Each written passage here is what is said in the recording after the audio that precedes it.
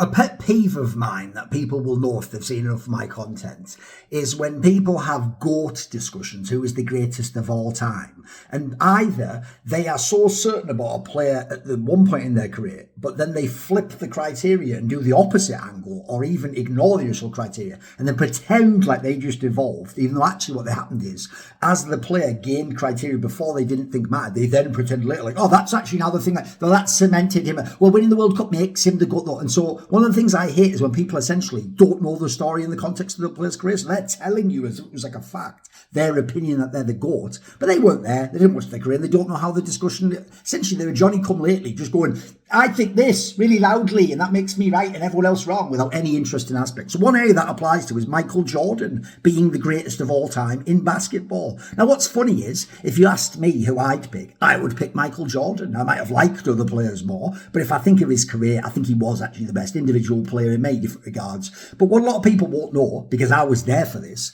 was the Michael Jordan discussion of he's the GOAT, or is he the GOAT, or can we have this discussion on how to weigh him up, wasn't something that occurred after he won the 6 championships and retired the second time. That wasn't the way it went. So all the factors that all the people now who are Johnny come lately say isn't at all what anyone said, or the reason why he was considered the GOAT. It wasn't that he had 6 rings or 5 MVPs or all these times he'd been a scoring champion or how many series he was favoured in and then he won in and then he never lost when he was a favourite. He was only outscored him once. It was none of those reasons ever were the reasons given. Like, if people don't know, first of all, GOAT wasn't an obsession back then. It wasn't some constant media fever pitch. It wasn't something where fans just called each other morons 24/7. It was more like, who was the best player that you saw, or who did you like more? So if you go back in time, people could have whoever they wanted as the GOAT, especially when Michael Jordan came along in the 80s. Like, people would have had, at the end of the 80s, Magic Johnson, Larry Bird. Some people had Dr. J because his physical abilities were incredible. Maybe they watched the ABA. Oscar Robertson was mind-blowing. Wilt Chamberlain, all those incredible records. Jerry West is the logo for a reason. Mr. Clutch, Kareem Abdul-Jabbar, divide all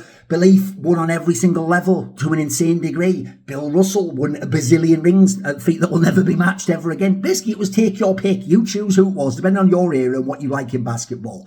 What's cool about Michael Jordan is he's the first person who kind of established a consensus, but with good reason, not in like a media consensus or it's like politically expedient. It's just most people agreed when they saw him. And by the way, one of the reasons why actually is nothing to do with it. It's the fact that not only was he physically incredibly dominant and fantastically clutch, he was a two-way player. Some of the names I mentioned before, excellent in certain regards, but not locking down the other best player and winning the game themselves necessarily. So for people who don't know, by the 1988 season, right, first of all, in 86, we've already had that amazing series against the Celtics, maybe the best team ever, where Bird calls him God. Then we have in 88, what some consider the best individual season of all time. He's the scoring leader, he's the MVP, he's the defensive player of the year. I think he wins the dunk contest that year. He just does everything, like every single thing, except his team isn't good enough to win and he hasn't had enough playoff series wins yet. So even then, people were saying, eye test-wise, which was the main factor, he is the greatest player I've ever seen or we've ever seen. But then you had the people come in with the lens of, but he hasn't got a ring. He hasn't beaten Larry Bird, Magic Johnson. The Pistons obviously were ascendant at this time and about to become the best team in the NBA. He hadn't beaten those people. Well, what happens when he wins his first ring in 1991?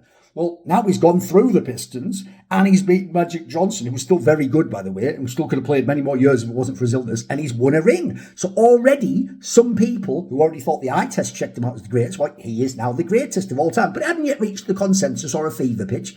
Then, I can remember personally, I'm almost certain this was the case, in the 1992 finals against the Portland Trail Blazers, I'm almost certain I remember on the broadcast, Magic Johnson was a commentator on the broadcast with, I think, Marv Albert, and they were already discussing this fact of, like, is Michael Jordan the best player ever? Magic Johnson was actually being very complimentary. Then, after he had his second title, so now he's also beaten one of his main rivals in Clyde Drexler that everyone knows is good. And if people don't know, that Portland team was actually a very good team. They were one of the better teams to not win a ring of those sort of few decades. Basically, after that second title, you can already go and look on the broadcast. And in 1993, I think it's NBC, they're already doing segments where, because he has now 2 rings, one over Magic, and he's got the gold medal from the Olympics from 92. In 1993, before the Eastern Conference Final against the Knicks, they already did a feature where they contrasted him and they had people like Magic basically come out and say, I do think he's the greatest player of all time. This is before he's even won ring number 3, guys. So all that stuff, if you're a LeBron fan, how many more rings games does he have to win an MVP? That's not what ever decided it. That's a modern day thing that little plebs who only look at Wikipedias and didn't watch the game so they can't apply the eye test. That's what they say. So basically, if you don't get it, if he had actually stayed retired after his first retirement in 1993, many people would still, by consensus, call him the GOAT, and it wouldn't matter. He never would get to win the next 3 titles and a couple of MVPs, a bunch of scoring titles, loads more.